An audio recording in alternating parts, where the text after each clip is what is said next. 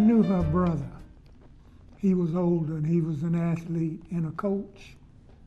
And so I knew him, and he took me home with him to Boulder, one day, and then I saw her and didn't think anything about it. And then some years later, I was going through a divorce, and I told a friend of mine that I was ready to start dating, and he introduced me to some young teachers, and he said, "Here come one now," and that was her.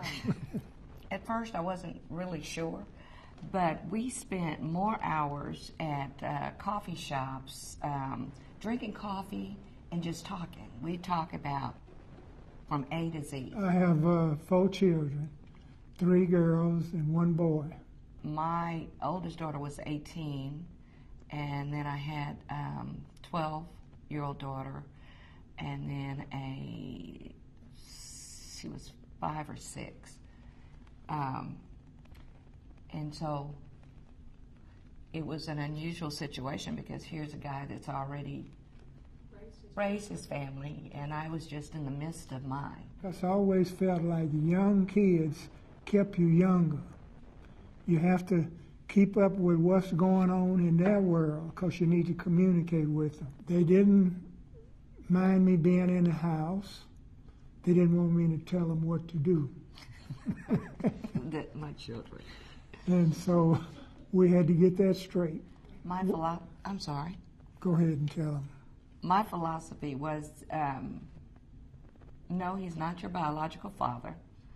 No, you don't necessarily have to love him, but you must respect him because he is a part of our family, is the head of the household. That's what I explained to them, told them. We talked about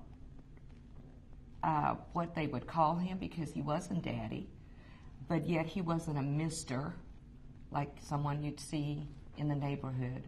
So we settled on Dee Dee.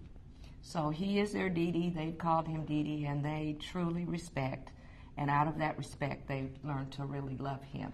The key to a successful marriage is communication, talk.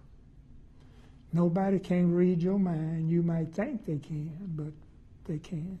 There aren't any fairy tales in real life. That's just in the books. The way you work on a job, you go to work and you make sure that you're on time, you try to do your best and be promoted. That's almost the same thing in marriage. Every day you have to work on it. Every day you have to give it your best. He would always get up and make the coffee.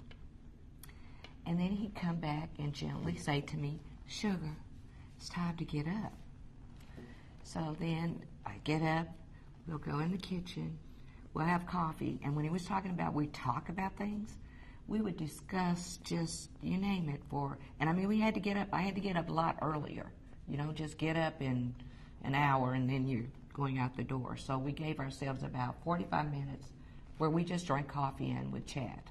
We're young at heart, so we're just young at heart. We just do all the things that a 23 or 24-year-old couple would do.